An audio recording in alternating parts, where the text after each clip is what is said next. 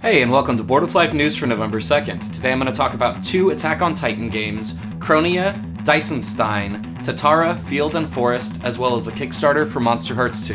Let's get to it.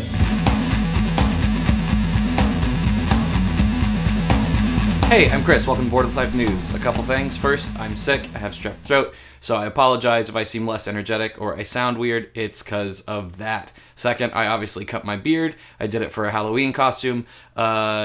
No, it was not worth it because I look weird. So also keep that in mind. If you're going to look for me at Board Game Geek Con in a couple weeks, I'm not going to have a big old beard. I'm going to look more like this.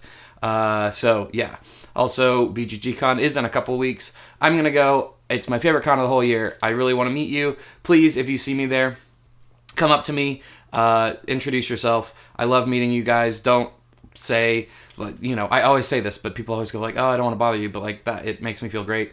I don't get recognized in my day-to-day life, as shocking as that may be. So it's great to meet all of you guys so I know why I do this stuff. All right, on to board game news. There are two Attack on Titan games coming out from Cryptozoic in the coming months. I've talked about both of these, but it's been like a year or so since they announced them. So now that they're coming out, I'll talk about them again. The first is called Attack on Titan, the deck building game. And it's a co-op game where you play as characters from Attack on Titans trying to destroy Titans. Attack on Titan is a very popular anime, by the way, where they're these giant kind of monstrous humanoid creatures that come and kill a bunch of people, and it has really cool action scenes. It's one of the few animes that I'm even still watching these days. So, good on Attack on Titan. Anyways, back to the game. It's built on the same engine as the DC deck building game, so if you're familiar with that, you'll be familiar with this, but it says that it has some positional elements, so it seems like you're going to be positioning your cards in certain ways to do certain attacks and stuff, so that sounds pretty interesting. It's going to come out in just a few weeks. It's coming out sometime this month, so keep an eye out for that. The second game is Attack on Titan, The Last Stand tactical board game. I'm much more interested in this Attack on Titan game than the deck building game just because there are a huge amount of licensed deck builders that don't interest me that much. This one you're going to be playing on 3D surfaces, both the castle and the Titans, where you have meeples and you kind of have to jump up the Titans and they have little platforms, so that's really cool. One player is going to play as the Titan and everybody else is going to be fighting the Titan as the regular characters in the show. The most exciting thing about this design for me is it's co-designed by Antoine Bauza and Ludovic Malbach. That Antoine Bauza did Seven Wonders, Ghost Stories, Tokaido, tons of very good games. Ludovic Malbach did Cyclades, Mr. Jack, Cash and Guns. So this might be one of those really, really good license games where it's a unique game, it's a good license, and great designers. So I have really high hopes for this one. Hopefully they can really kind of replicate the feel of the anime. We'll see. Cool Mini or Not has announced Chronia, which is a simultaneous action game where you're trying to gain influence of the gods by doing things that give you favor tokens and such. It seems like a very simple game where everybody has identical hands of cards where you're going to secretly select a card and then simultaneously play them, and you get various things based on what card it is, but if multiple people play the same card, the things you get aren't as good. So you're trying to do a lot of game theory, that sort of stuff. I've seen this mechanic a whole bunch in a bunch of different games before, but it's always interesting, and it's one of those things where the game really shines when you play with the right group of people, where everybody kind of is figuring each other out and stuff. So hopefully that works in this game. It's coming out in June 2017. Dysenstein is coming out from Peterson Games. This is a dice chucking game where you are rolling dice to build monsters. You are digging up different body parts, which are the dice, and you roll them to see what body parts you actually got, and then you build monsters based on the body parts you have, and then fight other people's monsters. So it sounds like a silly, fun dice chucking game. It's going to have over 100 oversized dice, so if you're into dice, this sounds like quite the game for you. Eric Martin over at BGG News has started to assemble his geek list for the Tokyo Game Market this December. For those of you who don't know, the Tokyo Game Market happens 3 times a year, and it is this big market where people bring a bunch of board games that they've made and sell them. They're usually very small games just because a lot of shelf space in Japan it's a very tight place in Tokyo, obviously, so shelf space is limited there. And it has a lot of small publishers showing their games. Oftentimes, their print runs are only 100 games, just because that's what their market bears, I guess. So they've become very sought after in the West in the past couple of years. A lot of them are now getting picked up by Western distributors and brought over. Tasty Minstrel does a lot of that. So a lot of them will see the light of day over here, but a lot of them also don't. So it's always a really interesting thing to see the different sorts of games that are coming out in Japan instead of Europe or America. So I'm always really excited about it, and then it's always a real bummer because I can never get any of the games because they only are sold at the Tokyo Game Market. They sell out immediately. There's only like 100 copies, so nobody ever sells them. So that being said, one of them really caught my eye, and that's Tatara Fields and Forest. This is coming out from Hobby Japan Games. That's one of their bigger publishers. They distribute things like Pandemic Legacy over there and Seven Wonders, so it's one of the bigger ones.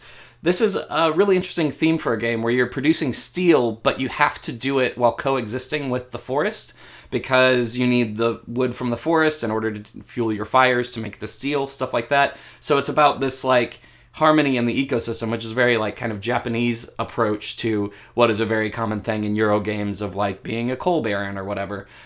So that's really interesting.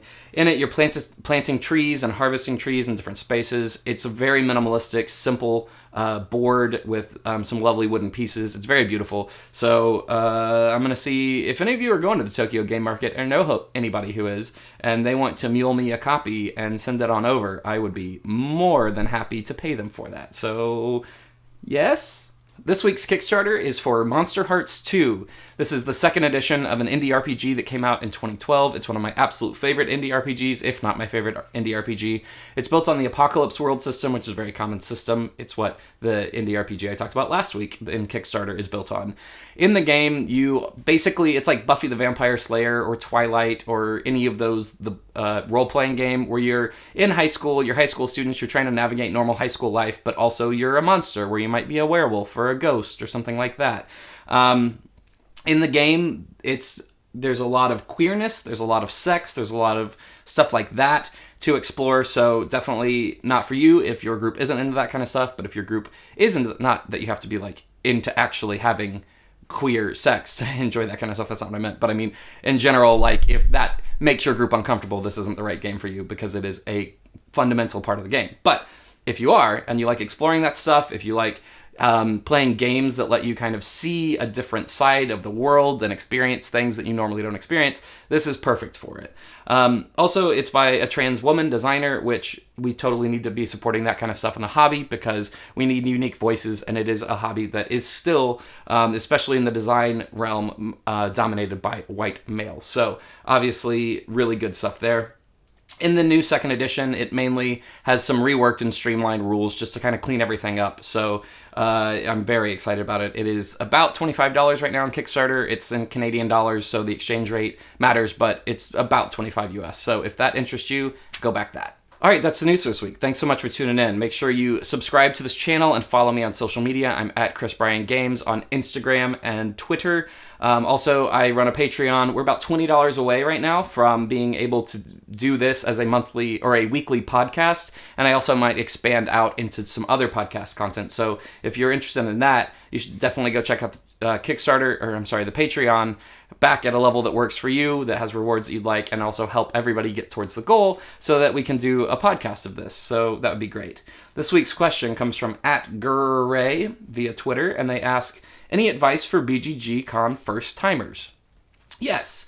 BGG Con, as I said earlier, is probably my favorite convention of the year. It is a convention that is very much focused on playing games. There are vendors there. There's most of the major vendors. You can buy a lot of games.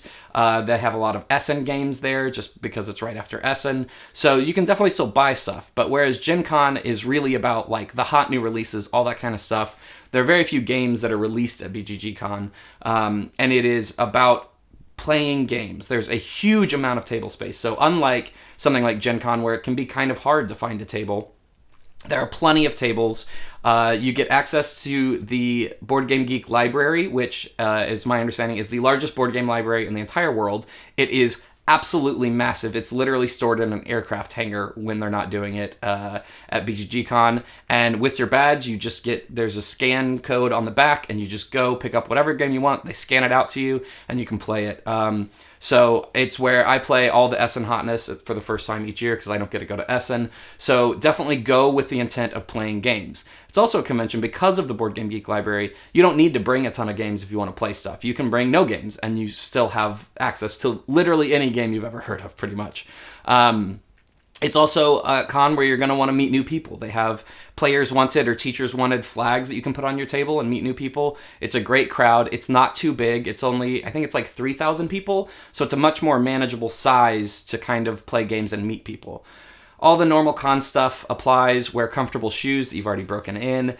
Bring extra pairs of socks. I like doing that so my feet don't get all gross. I am all about bringing like granola bars and like sort of healthy-ish, not that granola bars are super healthy, but healthy-ish snacks because it is in an airport hotel, so you can't walk to get food pretty much anywhere. They have food on site in the hotel, but you've got to take the shuttle if you want to get food anywhere else. So I wind up eating a lot more like con food there. So that kind of stuff. Bring a water bottle. They have water jugs there, so it's easy to stay hydrated, but that's really important. Normal hygiene stuff for all cons, blah, blah, blah.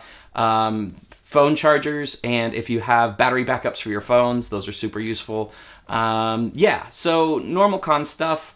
Mainly, the main thing is come with the intent of playing games, sit down, play games all day, and have a great time. Because that's what I do, and I would love to see you there, and I'd love to play a game with you if you are around and you introduce yourself. So, all right, that's the news for this week. Thanks so much for tuning in, and I'll see you next week.